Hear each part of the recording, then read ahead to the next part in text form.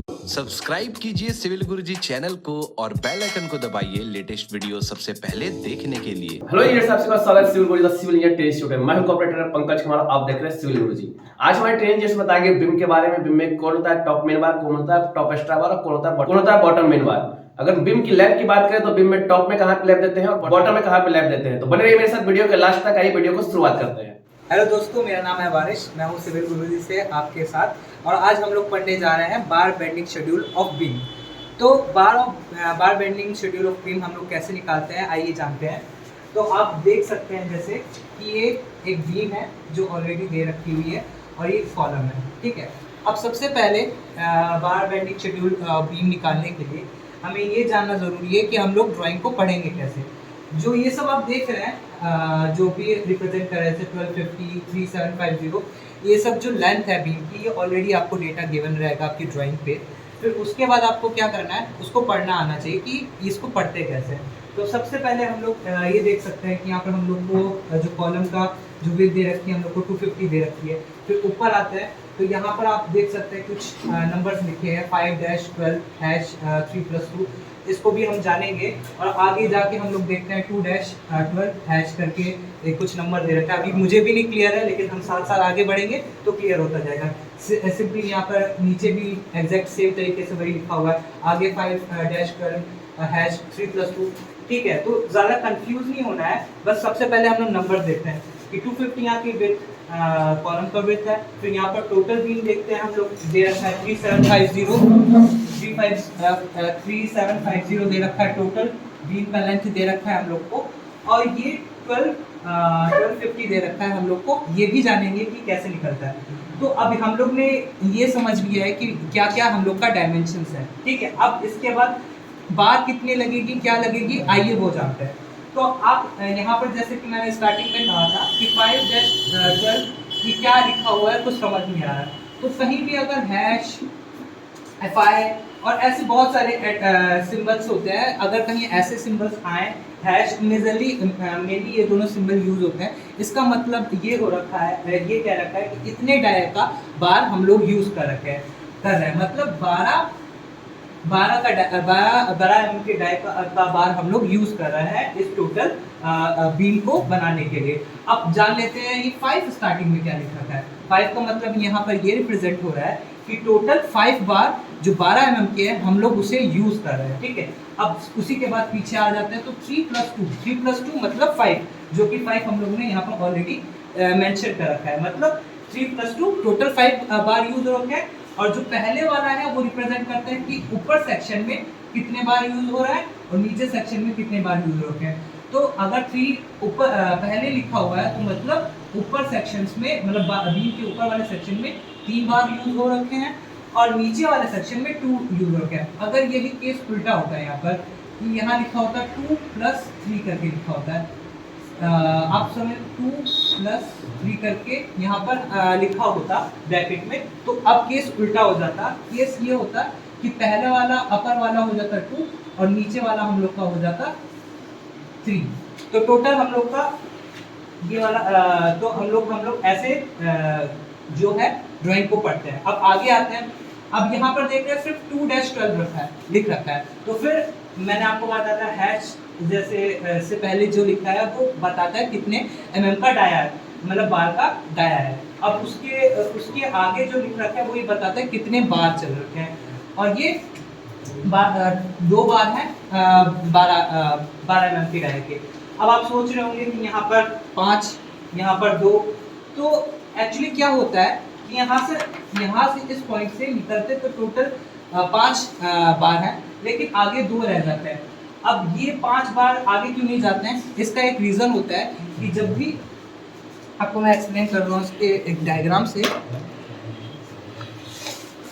ये समझ लीजिए एक बार ये कॉलम है, ठीक है। अब इसमें अगर बेंडिंग मूवमेंट होगा तो आप देखेंगे कि ये बेंडिंग मूवमेंट कुछ ऐसे बनता है। तो जो टेंशन्स हैं वो यहाँ पर हो रखी हैं। तो इस टेंशन्स को हम लोग मिनिमाइज करने के लिए, एक्स्ट्रा रिफोर्समेंट देने के लिए हम एक्स्ट्रा बार प्रोवाइड करते हैं। तो सेम हम लोग 1250 हम लोग यहाँ पर 1250 का हम लोग का लेंथ का हमने एक्स्ट्रा बार प्रोवाइड कर दिया है। ठीक है, तो ये हम लोग 1250 का एक्स्ट्रा बार हमने यहाँ पर दे रखा है, क्योंकि यहाँ पर एक्स्ट्रा टेंशन होते हैं, जैसा कि हम लोग देख सकते हैं। अब इसको निकालने का भी एक फॉर्मूला होता है, उसे हम वो होता है L/3 इफेक्टिव लेंथ से। इफेक्टिव लेंथ मतलब इस कॉलम के, अगर यहाँ पर भी अगर कॉलम होता तो उसके ऐसे हम लोग टोटल को लेंथ को डिवाइडेड बाय 3 कर देंगे, तो हम लोग का ये जो है 1250 वाला जो लेंथ है वो आ जाएगा। फिर इसके अकॉर्डिंगली हम लोग यहाँ पर एक्स्ट्रा बार प्रोवाइड कर देते हैं। तो यहाँ तक के होपफुली आई थिंक सबको क्लियर हो गया होगा कि ड्राइंग कैसे पढ़ी जाती है, और हम लोग ये जो इफेक्टिव लेंथ है वो कैसे निकालते हैं। इफेक्टिव लेंथ कुछ नहीं, जहाँ तक कि वो एक्स्ट्रा बार जाती है। एक्स्ट्रा बार क्यों देते हैं? एक्स्ट्रा बार इसलिए देते हैं क्योंकि टेंशन्स को हम लोग मिनिमाइज कर सके अपनी एक बिल्डिंग में। ठीक है, अब आगे जाते हैं। आगे हम लोग टोटल बार कैसे कैलकुलेट करेंगे, कितनी बार हम लोग के बीम में लगेगी, आगे और क्या नाम, कितने स्टेप्स लगेंगी, तो वो सब जानने के लिए, और ये एक्स्ट्रा बार जो हम लोग दे रहे हैं वो कितनी लगेगी वो जानने के लिए हम लोग आगे कैलकुलेशन करेंगे। तो टोटल आप देख सकते हैं यहाँ पर कि टोटल हम लोग को एक्चुअली क्या क्या निकालना है। तो सबसे पहले हम लोग मेन बार निकालेंगे, टॉप मेन बार। टॉप मेन बार क्या है? टॉप मेन बार कुछ नहीं, यहाँ से स्टार्ट हुई एक बार, यहाँ से और टोटल यहाँ लेके यहाँ तक के। आपको यहाँ पर एकदम क्लियरली बताता हूँ,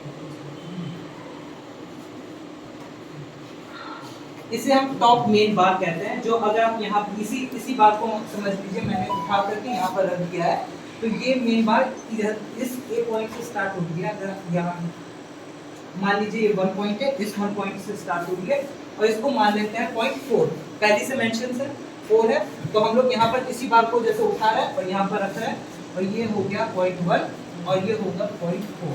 ठीक है, अब साइड अब आपको क्लियरली समझ में आ रहा होगा, थोड़ा सा बहुत हो रहा है। अब हम यहाँ पर देखते हैं कि 1 से 4 तक के हम लोग कैसे निकालेंगे। ठीक है, टॉप हम लोग क्या निकालने जा रहे हैं?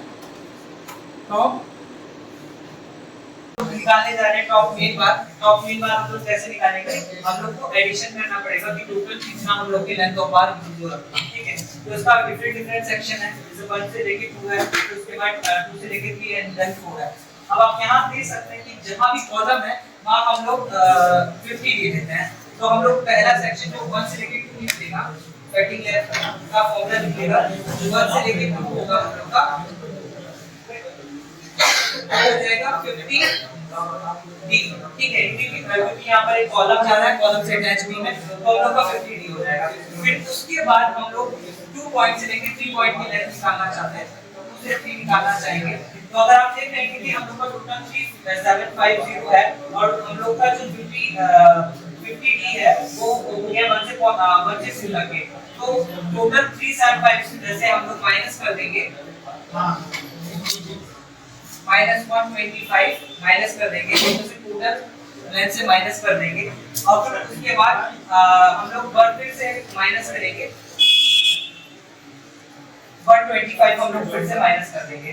फिर क्योंकि हम लोग का जो लेंथ है टोटल, आप यहाँ से देख सकते हैं कि 250 ये उसका हाफ होगा 125, फिर होगा 125, तो हम लोग उसको इसकी लिमिट की हम लोग इस पॉइंट से इस पॉइंट तक निकालना है, तो 125 यहाँ का 125 यहाँ का माइनस करेंगे, तो टोटल यहाँ का निकल आएगा। फिर हम लोग प्लस करेंगे। अब यहाँ पर देख सकते हैं कॉलम नहीं है, तो फिर हम लोग को 50 डी नहीं लगेगा, तो हम लोग डायरेक्टली क्या करेंगे, 3 से 0.4 इसको 5 कर देते हैं, निकाल देंगे। तो 3 से 4 हम लोग को ऐड करेंगे, जो कि हम लोग का ऑलरेडी गिवन रहता है 250। ठीक है, 250 यहाँ पर करेंगे, तो हम लोग अभी क्या जा रहे हैं, 3 से लेके 4 तक के जा रहे हैं, तो हम लोग प्लस करेंगे यहाँ पर 125, सॉरी टोटल हम लोग का 250 है, तो 250 हम लोग का प्लस होगा, क्योंकि हम लोग का बीम का लेंथ है, माइनस क्या करेंगे 25।